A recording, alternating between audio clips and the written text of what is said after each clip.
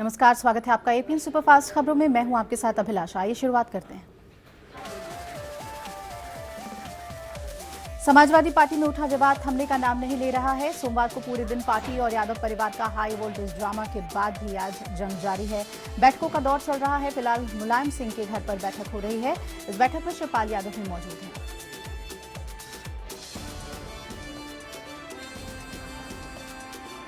शिवपाल के अलावा बैठक में नारद राय, अंबिका चौधरी और ओम प्रकाश सिंह भी मौजूद हैं। वहीं बैठक से पहले शिवपाल ने कहा कि पार्टी में सब कुछ ठीक ठाक है।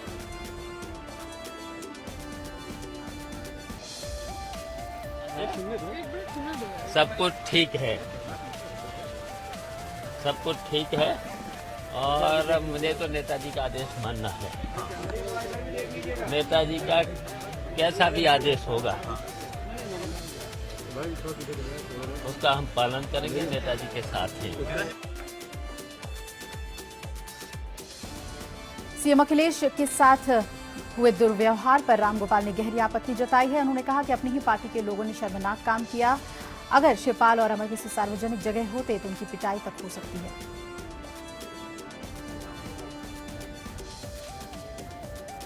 इससे पहले उन्हें 100 बार सोचनी चाहिए, ये बात कहनी चाहिए कि नहीं कहनी चाहिए, क्योंकि इसका इन्फ्रेंस क्या है।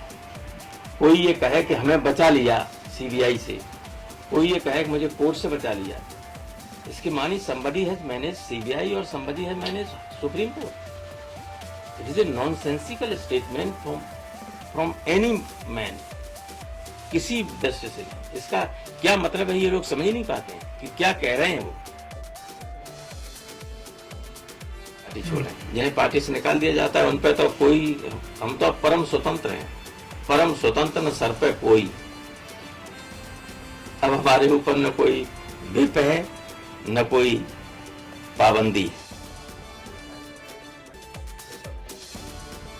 अरसे से कांग्रेसी नेता इंतजार में हैं कि कब प्रियंका गांधी सक्रिय राजनीति में कदम रखती हैं और लगता है इंतजार की घड़ियां समाप्त होने वाली है। यूपी में पार्टी को आईसीयू से बाहर निकालने के लिए प्रियंका गांधी ने कमर कसनी शुरू कर दी है। सोमवार को प्रियंका गांधी दिल्ली के रकाबगंज रोड पर स्थित कांग्रेस के वॉर रूम में जा पहुंची और उत्तर प्रदेश पर चर्चा होनी थी। यहाँ बैठक में उनके भाग लेने को लेकर संशय बरकरार था, लेकिन वो वहां पहुंची। प्रियंका ने निराश नहीं किया और पार्टी की रणनीति पर चर्चा की। सूत्रों की माने तो पहली बार प्रियंका गांधी यूपी के आगे की रणनीति पर चर्चा करने के लिए पार्टी के आला नेताओं की बैठक में पहुंची। वहां पार्टी के तमाम वरिष्ठ नेता मौजूद थे। राज बब्बर, गुलाम नबी आजाद, शीला दीक्षित मौजूद थे। सूत्र बताते हैं कि घंटों चली माथापच्ची में प्रियंका खामोश नहीं रही। बैठक के दौरान लगातार नेताओं से सवाल जवाब उन्होंने किया और कांग्रेस की यात्राओं का जायजा भी लिया और भविष्य के कार्यक्रमों की रूपरेखा भी बनाई गई।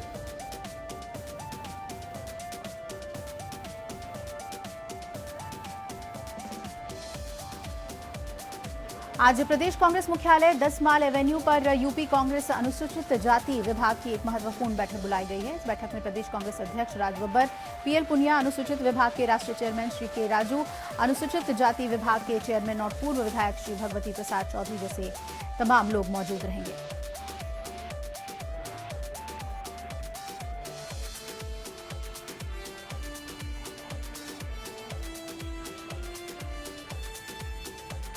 प्रधानमंत्री नरेंद्र मोदी आज दिल्ली में पहले राष्ट्रीय जनजातीय उत्सव का उद्घाटन करेंगे। इसका उद्देश्य जनजातियों में समग्रता की भावना को बढ़ावा देना है। इस उत्सव में जनजातीय संस्कृति के विभिन्न पहलुओं को बड़े पैमाने पर प्रदर्शन किया जाएगा और इसे बढ़ावा दिया जाएगा। पूरे देश से लगभग 1600 जनजातीय कलाकारों और लगभग 8000 जनजातीय प्रतिनिधियों के भाग लेने की उम्मीद है।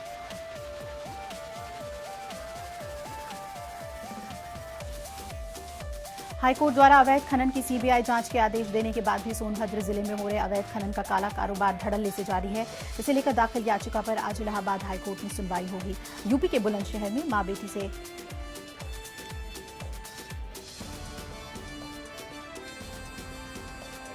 यूपी के बुलंदशहर में मां बेटी से गैंगरेप के मामले की सुनवाई के दौरान आजम खान की तरफ से किसी के भी पेश नहीं होने पर सुप्रीम कोर्ट ने नाराजगी जताई है। सुप्रीम कोर्ट ने कहा कि नोटिस जारी होने के बावजूद वो पेश नहीं हुए, जबकि उनकी तरफ से किसी को भी पेश होना चाहिए था।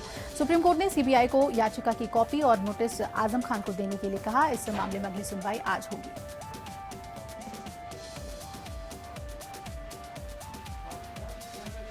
नोएडा एक्सप्रेसवे पर बनी एमरल्ड कोर्ट के मामले में सुप्रीम कोर्ट ने रियल एस्टेट डेवलपर सुपरटेक को 17 होम बायर्स को इन्वेस्ट किया हुआ पैसा वापस लौटाने का आदेश दिया है। कोर्ट ने फटकार लगाते हुए कहा कि आप चाहे डूबे या मरे, लेकिन होम बायर्स का पैसा आपको हर हाल में लौटाना ही होगा। इस मामले में सुप्रीम कोर्ट में आज भी अहम सुनवाई होनी है।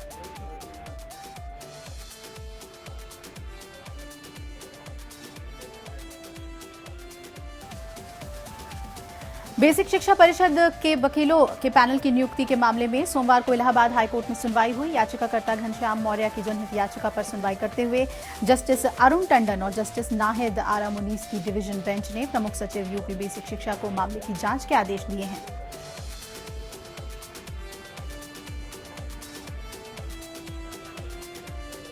इलाहाबाद हाईकोर्ट ने सख्त रुख अपनाते हुए सरकारी खजाने से हुए भुगतान की जांच कराकर दोषी अधिकारियों के वेतन से कटौती का आदेश दिया है। हाईकोर्ट ने प्रमुख सचिव यूपी शासन से 1 माह में हलफनामा भी मांगा है और इसके साथ ही वकीलों के पैनल के गठित करने के नियम और शर्तों को लेकर भी हलफनामा पेश करने का कोर्ट ने आदेश दिया है।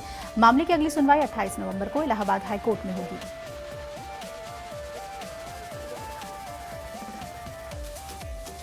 बिजनौर में एक अजीबोगरीब मामला सामने आया है, जहां एसपी ऑफिस में पहुंचे एक पिता ने अपना दर्द बयां किया। दरअसल सुरेश बदहवास नाम के इस शख्स ने अपने बेटे बहू पर जहरीला पदार्थ खिलाने का आरोप लगाया और इसकी शिकायत लेकर जब ये थाने पहुंचे तो बिजनौर एसपी खुद अपनी गाड़ी से जिला अस्पताल पहुंचे, जहां पीड़ित का इलाज चल रहा है। पीड़ित ने बताया कि मुझसे मेरा बेटा और बहू 2 लाख रुपए मांग रहे थे, नहीं दिया पैसे तो जबरन जहर खिला दिया। कौन मांग रहा है? मेरा लड़का, मेरी बहू। अच्छा, फिर मैं ना दिए। हाँ, तो मुझे मारने रहा।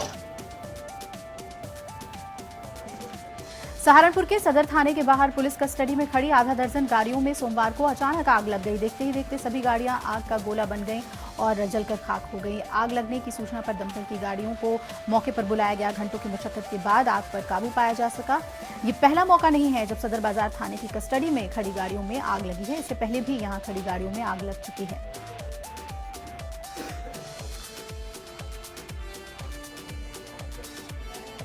उत्तर प्रदेश एसटीएफ ने कानपुर में एक राष्ट्रीय स्तर के सॉल्वर गैंग को गिरफ्तार किया है, जो प्रतियोगी परीक्षाओं में बेरोजगार पढ़े लिखे लड़कों का सिलेक्शन कराता है। इसके एवज में वो हर लड़के से 15 से 20 लाख रुपए लेता है।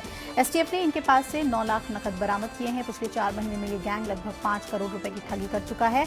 दरअसल यूपी एसटीएफ की कई टीमों ने एक साथ कानपुर कोचिंग मंडी में एक हॉस्टल में छापा डालकर 10 लड़कों को गिरफ्तार किया। ये सभी लड़के एक राष्ट्रीय स्तर के सॉल्वर गैंग से जुड़े हुए हैं। एसटीएफ को इस गैंग से लगभग 9 लाख कैश भी मिला है और इनके पास से फर्जी कागजात बनाने वाले सामान मिले हैं।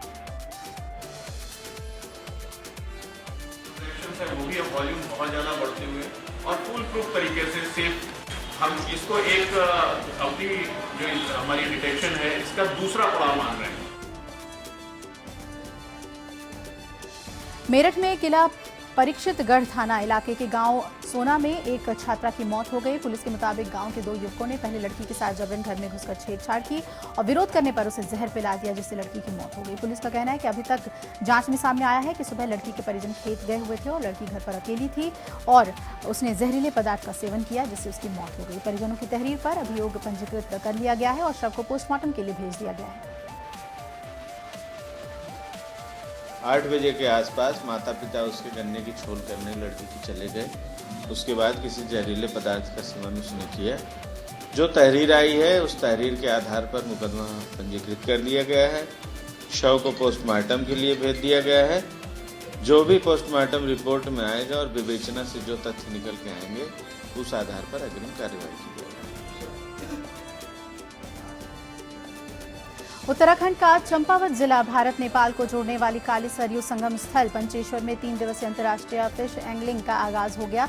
इस अंतर्राष्ट्रीय फिश एंगलिंग प्रतियोगिता का उद्घाटन चंपावत विधायक खरकवाल ने किया। पंचेश्वर काली नदी में गोल्डन महाशीर मछली मिलने के चलते प्रसिद्ध पंचेश्वर काली नदी जहां अपनी अलग पहचान रखती है। 3 दिन तक चलने वाले इस अंतर्राष्ट्रीय फिश एंगलिंग प्रतियोगिता में भाग लेने के लिए देश विदेश से 11 नागरिकों के साथ पूर्व एडमिरल डीके जोशी ने भी भाग लिया है। Very exciting because this sort of fishing is not just sitting still like in Powai Lake. UP में सपा में मचे घमासान की आग अभी ठंडी भी नहीं पड़ी कि बागपत में आरएलडी नेताओं की अंदरूनी लड़ाई भी खुलकर सामने आई है और सम्मानित नेताओं के बीच जमकर मारपीट हुई। बागपत के बड़ौत कार्यालय पर दर्जा प्राप्त राज्य मंत्री चौधरी साहब सिंह के रालोद में शामिल होने के लिए बुलाए गए सपा में विधायक वीरपाल राठी और टीकरी के पूर्व चेयरमैन सोमपाल राठी के बीच मंच पर बैठने को लेकर कहासुनी हो गई। इस कहासुनी में उनमें मारपीट हुई।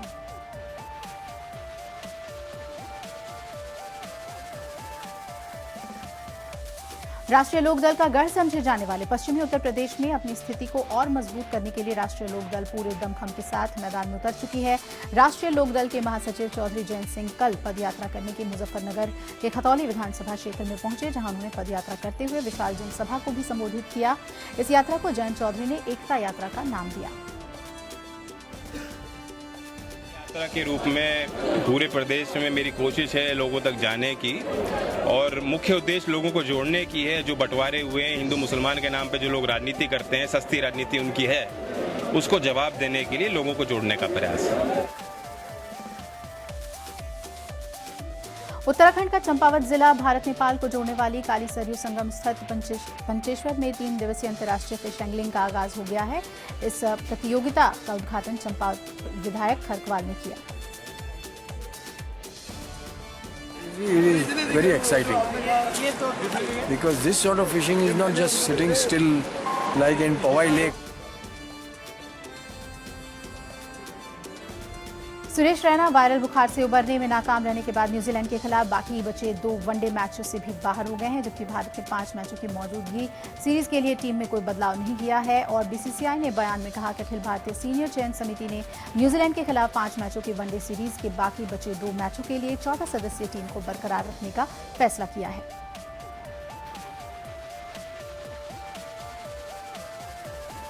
भारतीय डाक विभाग के झारखंड परिमंडल की ओर से सोमवार को भारतीय एक दिवसीय क्रिकेट टीम के कप्तान महेंद्र सिंह धोनी पर एक विशेष लिफाफा और डाक टिकट जारी किया गया। मौके पर जेएससीए अध्यक्ष अमिताभ चौधरी भी मौजूद थे।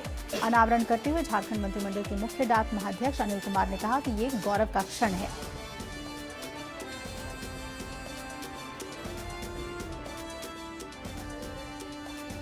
रियो ओलंपिक के रजत पदक विजेता पीवी सिंधु डेनमार्क ओपन के निराशाजनक प्रदर्शन को पीछे छोड़ते हुए इस हफ्ते फ्रेंच ओपन में मजबूत चुनौती पेश करने उतरेंगी। 6ठी वरीयता प्राप्त सिंधु डेनमार्क ओपन में दूसरे ही दौर में जापान के साइका सातो से हार गई थी। फ्रेंच ओपन में वो अपने अभियान की शुरुआत हांगकांग की येपोई यिन के साथ मैच में करेंगी। दूसरे दौर में उनका मुकाबला चीन की ही बिंगजियाओ से हो सकता है। सुपरफास्ट खबरों में फिलहाल इतना ही। बने रहिए हमारे साथ, खबरें लगातार जारी हैं। नमस्कार।